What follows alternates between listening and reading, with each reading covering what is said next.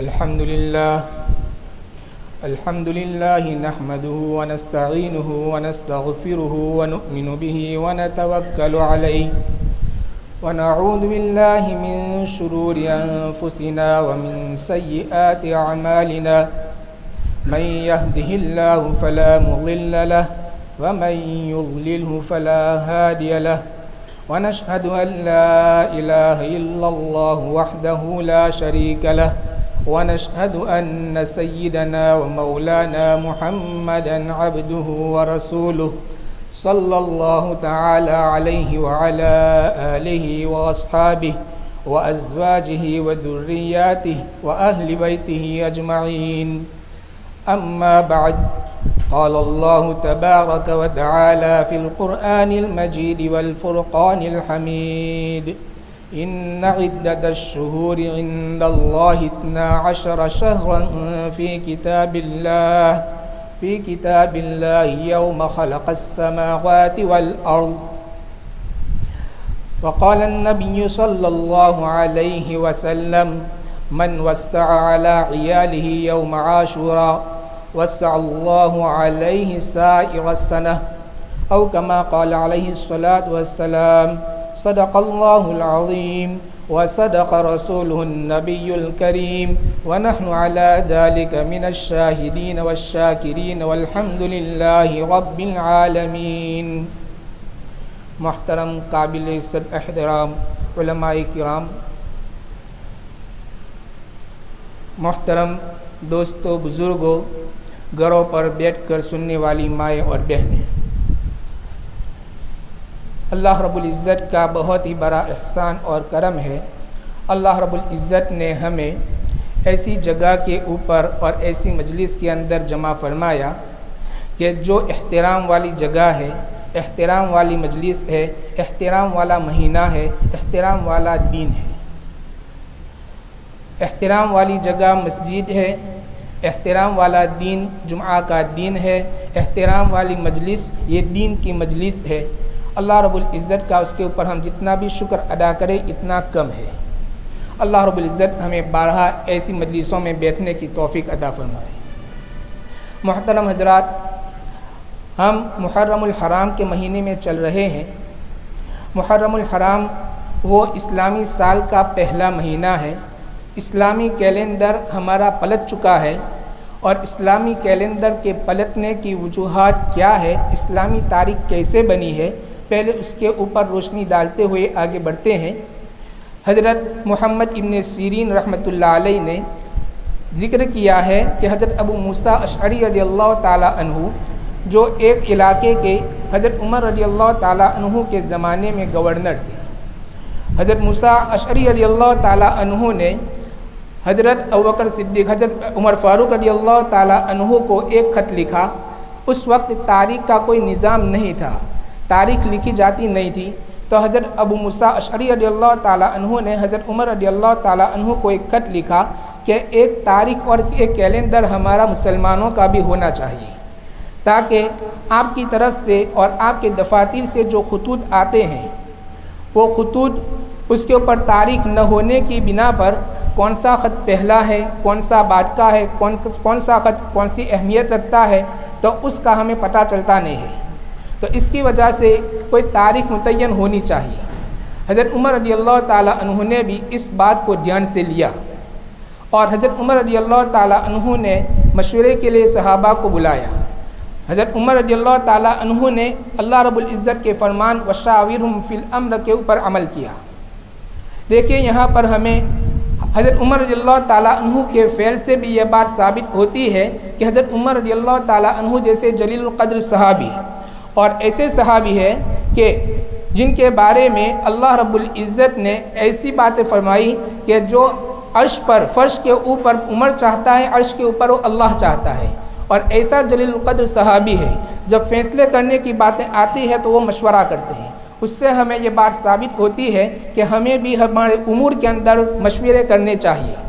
ہمارے گھریلو امور ہو تو اس میں بھی مشورہ ہونا چاہیے، اور ہمارے کوئی نجی ہو اس میں بھی مشورہ ہونا چاہیے، اور ہمارے کوئی سنستھا کے اندر ہو وہاں پر بھی مشورہ ہونا چاہیے۔ وَشَاوِرْهُمْ فِي الْأَمْرِ کے اس پر عمل کرتے ہوئے حضرت عمر رضی اللہ تعالیٰ عنہ نے صحابہ کو بلایا اور مشورہ کیا کہ اس طریقے کی بات ہے، ہمیں کیا کرنا چاہیے۔ مشورہ مختلف آیا۔ صحابہ نے کسی نے کہا کہ آپ علیہ الصلاۃ والسلام جس دن پیدا ہوئے اس دن سے ہمارے نئے سال کا آغاز ہو۔ دوسرا مشورہ یہ آیا کہ جس دن آپ علیہ الصلاۃ والسلام کو نبوت ملی اسی دن سے ہماری اسلامی کیلنڈر کا آغاز ہو۔ تیسری بات یہ سامنے آئی کہ جس وقت آپ علیہ الصلاۃ والسلام نے ہجرت فرمائی اسی دن سے ہمارے کیلنڈر کا آغاز ہو۔ اور چوتھی بات یہ سامنے آئی کہ جس دن آپ علیہ الصلاۃ والسلام کی وفات ہوئی اس دن سے ہمارے کیلنڈر کا آغاز ہو۔ یہ چار باتیں سامنے آئی۔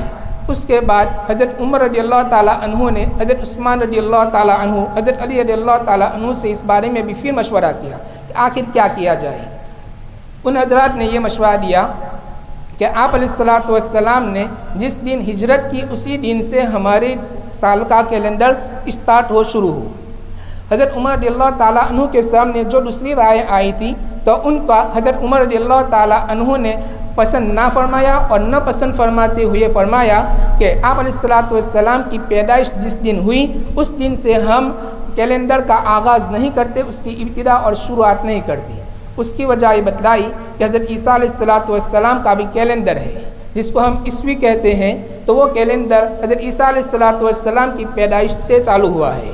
تو وہاں پر حضرت عمر رضی اللہ تعالیٰ نے فرمایا کہ آپ علیہ الصلاۃ والسلام کی پیدائش سے ہم اس بات کو چالو نہیں کریں گے، اور اس کی وجہ یہ بتلائی کہ آپ علیہ الصلاۃ والسلام نے فرمایا کہ غیروں کی مشابہت اختیار مت کرو، اور فرمایا من تشبہ بقوم فہو منہم، کہ جو شخص غیروں کی مشابہت اختیار کرتا ہے وہ اسی میں سے ہے۔ اب یہاں پر پھر ہمیں غور کا مقام ہے کہ ہم دیکھ رہے ہیں کہ ہم کس کی تقلید کر رہے ہیں، کن لوگوں کے ہم طریقے کے اوپر چل رہے ہیں۔ ہم ہمارے نوجوانوں کو دیکھیں، ان کے بال کی اور ہیئر اسٹائل دیکھیں کہ کہیں آگے سے بڑے اور پیچھے سے چھوٹے اس طریقے سے کر بیٹھتے ہیں، حالانکہ آپ علیہ الصلاۃ والسلام نے اس سے ہمیں منع فرمایا ہے۔ صحابہ فرماتے ہیں نہا رسول اللہ صلی اللہ علیہ وسلم عن القضاء، آپ علیہ الصلاۃ والسلام نے قضا سے ہمیں منع فرمایا، اور اس سے مراد یہ ہے کہ آگے سے بال بڑے ہو پیچھے سے چھوٹے ہو اس طریقے سے بال کٹوانے سے آپ علیہ الصلاۃ والسلام نے منع فرمایا۔ ہم دیکھ رہے ہیں کہ ہر ایک نوجوان اسی لت کے پیچھے پڑا ہوا ہے، حالانکہ آپ علیہ الصلاۃ والسلام کی تعلیم ہمیں ہرگز یہ نہیں ہے۔ ہمیں آپ علیہ الصلاۃ والسلام کی تعلیم وہ پسند نہیں، غیروں کی تعلیم پسند ہے۔ اور یہاں پر آپ حضرت عمر رضی اللہ تعالیٰ عنہ کو دیکھ رہے ہیں کہ ایک نیا سال اور نیا کیلنڈر اس کی آغاز کے اندر بھی غیروں کی تقلید کے لیے وہ پیچھے ہٹ رہے ہیں۔ دوسری بات کیا تھی کہ آپ علیہ الصلاۃ والسلام کو جب نبوت ملی تو نبوت سے آپ آغاز اور ابتدا کیجئے، اس کو بھی آپ حضرت عمر رضی اللہ تعالیٰ عنہ نے پسند نہیں فرمایا، اور فرمایا کہ ہم آغاز کریں کہ کیلنڈر کا آپ علیہ الصلاۃ والسلام کی ہجرت سے۔ چوتھی بات بھی آپ نے ناپسند فرمائی موت کی، اس لیے کہ آپ علیہ الصلاۃ والسلام کا دنیا سے رخصت ہو جانا اور آپ علیہ الصلاۃ والسلام کا دنیا سے علیحدہ ہو جانا، تو یہ اس سے دنیا والوں کے لیے اس سے بڑا کوئی سانحہ اور اس سے بڑا کوئی غم کا موقع اور مقام نہیں تھا، اس لیے اس سے آپ علیہ الصلاۃ حضرت عمر رضی اللہ تعالیٰ نے منع فرمایا۔ تیسری بات یعنی جو ہجرت والی بات تھی اس کو پسند فرمایا، اور پسند فرماتے ہوئے یہ کہا کہ ہجرت ہی سے مسلمانوں کو اسلام کو تقویت پہنچی ہے، اور ہجرت ہی سے مسلمان دنیا کے اندر آزادی سے جینا سیکھے ہیں، اور ہجرت ہی سے دنیا کے اندر پوری عالم کے اندر دین پھیلا ہے۔ تو اس لیے ہم ہمارے سال کا کیلنڈر وہ آپ علیہ الصلاۃ والسلام کی ہجرت سے کریں گے۔ تبھی سے یہ ہمارا رواج بن گیا ہے کہ ہمارا اسلامی کیلنڈر ہجرت سے شروع ہوا، اور آج ہم دیکھ رہے ہیں کہ 1443 سے ہم 1444 کے اندر داخل ہوئے ہیں۔ اب اس کے بعد کون سے مہینے سے آغاز کرنا ہے؟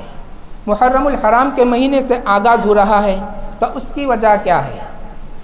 کیوں آپ علیہ الصلاۃ والسلام کی پیدائش ربیع الاول میں ہوئی اور اس دن سے اور اس مہینے سے کیوں آغاز نہیں کیا، اور محرم الحرام کے مہینے سے کیوں آغاز کیا؟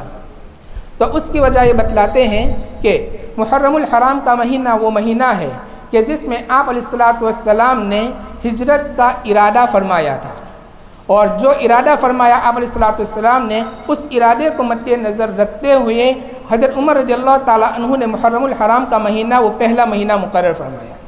دوسری وجہ یہ بتلائی کہ محرم الحرام کے مہینے میں 73 افراد 73 فرد آپ علیہ الصلوۃ والسلام کی خدمت میں آئے مدینہ منورہ سے، اور مکہ مکرمہ میں آ کر آپ علیہ الصلوۃ والسلام کے ہاتھ کے اوپر بیعت کی، اور آپ علیہ الصلوۃ والسلام کے ہاتھ کے اوپر ایمان لائے، اور انہوں نے آپ علیہ الصلوۃ والسلام کو مدینہ منورہ آنے کی دعوت دی۔ آپ علیہ الصلوۃ والسلام نے ان کی دعوت کو قبول فرمایا، اور اسی مہینے میں آپ علیہ الصلوۃ والسلام نے صحابہ کرام رضوان اللہ علیہم اجمعین کو ہجرت کی اجازت دی تھی۔ اسی وجہ سے حضرت عمر رضی اللہ تعالیٰ عنہ نے محرم الحرام کے مہینے سے اسلامی سال کا آغاز کیا۔ یہ ہے تاریخ۔ ہو سکتا ہے کہ آپ لوگوں نے ان چیزوں کو پہلے بھی سن لیا ہو، مگر عربی کا ایک قاعدہ ہے اذا تکرر الکلام تقرر فی القلب، کہ جب بات بار بار ہوا کرتی ہے تو دل کے اندر جم جاتی ہے۔ ہر مسلمان کے لیے ان چیزوں کا جاننا ضروری ہے کہ جو ہمارے لیے باعث فخر ہو۔ اب ہمیں کوئی پوچھتا ہے کہ اسلامی تاریخ کون ہے، لاپتہ، ہمیں کوئی معلوم ہی نہیں ہوتا، تو یہ ہماری بہت بڑی ناقدری ہے کہ اللہ رب العزت نے ہمیں ایسا دین اور ایسا مذہب بتلایا ہے، اور اس کے باوجود ہم ایسی تاریخوں سے ناواقف ہیں۔ یہ محرم الحرام کا مہینہ جس کا آغاز اور جس کیلنڈر کا آغاز حضرت عمر رضی اللہ تعالیٰ عنہ نے کیا، اسی مہینے کی پہلی تاریخ کو یعنی پہلی محرم الحرام ہی کو حضرت عمر رضی اللہ تعالیٰ عنہ شہید ہو رہے ہیں۔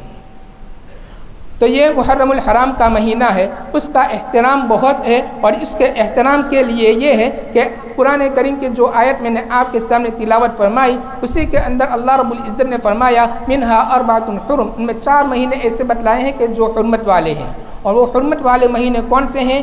وہ 3 مہینے تو ہیں مسلسل، ذی القعدہ، ذی الحجہ اور محرم الحرام، اور چوتھا مہینہ ہے رجب المرجب۔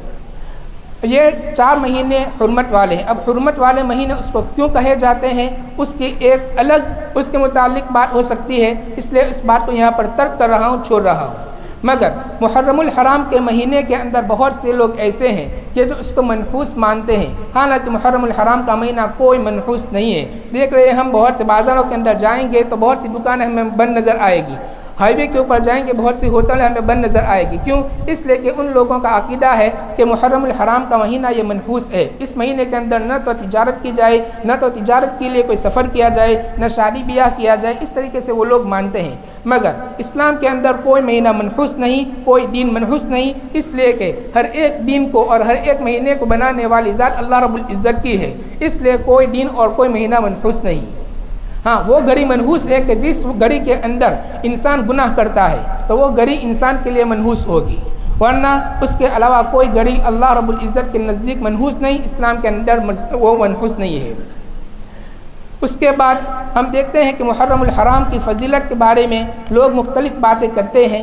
مختلف باتوں کے اندر 14 باتیں بتلاتے ہیں کہ محرم الحرام کے مہینے کو فضیلت ان 14 باتوں کی وجہ سے، ان میں حضرت آدم علیہ الصلوۃ والسلام کی توبہ قبول ہوتی ہے، حضرت نوح علیہ الصلوۃ والسلام کو کشتی ان کی جودی پہاڑ کے اوپر ٹھہرتی ہے، اور اسی طریقے سے حضرت ابراہیم علیہ الصلوۃ والسلام کو نجات ملتی ہے، حضرت ادریس علیہ الصلوۃ والسلام کو آسمانوں کے اوپر اٹھایا جاتا ہے۔ یہ تمام باتیں ہیں، ان کے متعلق ہمارے زمانے کے مولانا محمد بلال منیار دامت برکاتہم، جو حدیث کے اندر بہت مہارت رکھنے والے ہیں، وہ فرماتے ہیں کہ یہ باتیں من گھڑت چیزیں ہیں، ان میں سے 4 باتیں ایسی ہیں کہ جو حقیقت رکھنے والی ہے۔ ان میں سے ایک بات ہے حضرت آدم علیہ الصلوۃ والسلام کی توبہ اس دن قبول ہوئی۔ نمبر 2، حضرت نوح علیہ الصلوۃ والسلام کی کشتی اس دن یعنی عاشورہ کے دن 10ویں محرم کو جودی پہاڑ کے اوپر ٹھہرتی ہے۔ حضرت نوح علیہ الصلوۃ والسلام کی کشتی 10 رجب المرجب کو چلی تھی۔ آپ کو معلوم ہوگا حضرت نوح علیہ الصلوۃ والسلام کے زمانے میں طوفان برپا ہوا تھا۔ حضرت نوح علیہ الصلوۃ والسلام نے 950 سال تک دین کی محنت کی، اور اس محنت کے نتیجے میں ایک روایت کے مطابق صرف 40 آدمی، اور ایک روایت کے مطابق 70 آدمی ایمان لائے تھے۔ 950 سال محنت کرنے کے باوجود صرف اتنے آدمی ایمان لائے۔ ایک سال کا اگر ایک آدمی ایمان لاتا تو بھی 950 ہو سکتے تھے، مگر اتنا بھی نہیں ہوا۔ اللہ رب العزت نے حضرت نوح علیہ الصلوۃ والسلام کو بتلا دیا کہ اب آپ کے اوپر کوئی ایمان لانے والا نہیں ہے۔ اس کے بعد حضرت نوح علیہ الصلوۃ والسلام نے اللہ رب العزت سے دعا کی کہ اے اللہ، تو دنیا کے اندر کسی بھی کافر کو مت چھوڑ، تو کافروں کو چھوڑے گا تو پھر وہ تیرے نافرمان ہی پیدا کریں گے اور تیرے احکام کو چھوڑنے والے اور توڑنے والے ہی پیدا کریں گے۔ لا تذر علی الکافرین من الدیار، کہ کوئی بھی کافر کو مت چھوڑ۔ اللہ رب العزت نے حضرت نوح علیہ السلام کی دعا کو قبول فرمایا، اور پھر اللہ رب العزت نے نوح علیہ السلام کے زمانے میں پانی کا طوفان برپا کیا، اور اس طوفان کے اندر حضرت نوح علیہ السلام کو پہلے ہی حکم دیا گیا تھا کہ ایک کشتی تیار کرو اور جو ایمان والے ہیں ان کو اور ہر جانور کا ایک ایک جوڑا اپنے ساتھ لے لو۔ حضرت نوح علیہ السلام نے اس کے مطابق کیا، اور پھر اللہ رب العزت نے پانی برسانا اور زمین سے پانی اگلنا شروع کیا۔ اس کے اندر وہ کشتی تیرتی رہی یہاں تک کہ 10 رجب المرجب کو چلنے والی کشتی اور طوفان چل رہا تھا، وہ طوفان بند ہوا محرم الحرام کو، اور 10ویں محرم اور عاشورہ کے دن یہ کشتی جدی پہاڑ کے اوپر ٹھہرتی ہے۔ 10ویں محرم الحرام کو حضرت نوح علیہ السلام کی قوم اس دن میں جو تباہ ہونے والی تباہ ہوئی، اور جو بچنے والے تھے اللہ رب العزت نے ان کو نجات دے دی اور بچا لیا۔ تیسرا ہے حضرت عیسیٰ علیہ السلام کی پیدائش اس دن ہوئی تھی، اور چوتھی بات ہے حضرت موسیٰ علیہ السلام اور ان کے جو متبعین تھے یعنی بنی اسرائیل، ان کو اللہ رب العزت نے اسی دن یوم عاشورہ کو اللہ رب العزت نے فرعونیوں سے نجات دی تھی۔ تو یہ 4 حقیقتیں ایسی ہیں کہ جو اس 10ویں محرم یعنی عاشورہ کے دن واقع ہوئی تھی۔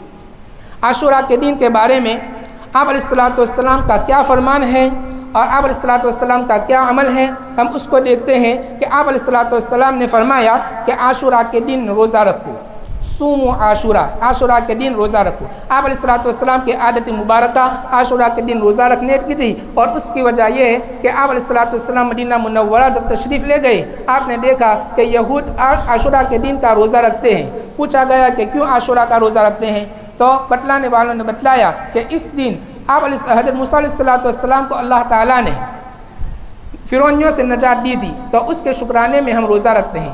آپ علیہ السلام نے فرمایا کہ ہم اس کے زیادہ حقدار ہیں کہ ہم اس دن روزہ رکھیں۔ اسی دن آپ علیہ السلام نے روزہ رکھنا شروع کر دیا۔ ایک روایت کے مطابق یہ ہے کہ مدینہ منورہ پہنچ کر آپ نے روزہ رکھنا شروع کیا۔ ایک روایت یہ ہے کہ آپ علیہ السلام مکہ مکرمہ تھے، اسی وقت آپ علیہ السلام عاشورہ کا روزہ رکھتے تھے۔ پھر مدینہ منورہ پہنچے، آپ نے یہودیوں کا عمل دیکھا، آپ علیہ السلام نے فرمایا کہ ایک دن کا روزہ اس کے ساتھ اور ملا لو، جیسے کہ ابھی ایک حدیث آپ نے سنی، من تشبہ بقوم فہو منہم، تو آپ علیہ السلام نے فرمایا آپ یہودیوں کی مخالفت کرو، یہودیوں کے ساتھ مشابہت مت اختیار کرو۔ آپ علیہ السلام نے اسی دن سے 2 روزے یعنی 9ویں اور 10ویں محرم الحرام کو یا 10ویں اور 11ویں محرم الحرام کو روزہ رکھنے کا فرمان دیا۔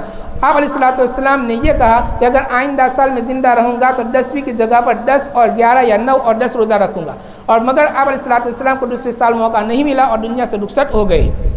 پھر دوسرا حکم آپ علیہ السلام نے یہ دیا، جیسے کہ میں نے آپ کے سامنے شروع میں خطبہ کے اندر حدیث پڑھی، من وسع علی عیالہ، جو شخص اپنے اہل و عیال کے اوپر عاشورہ کے دن وسعت کرے گا، اللہ رب العزت پوری سال اس کے اوپر وسعت کرتے رہیں گے۔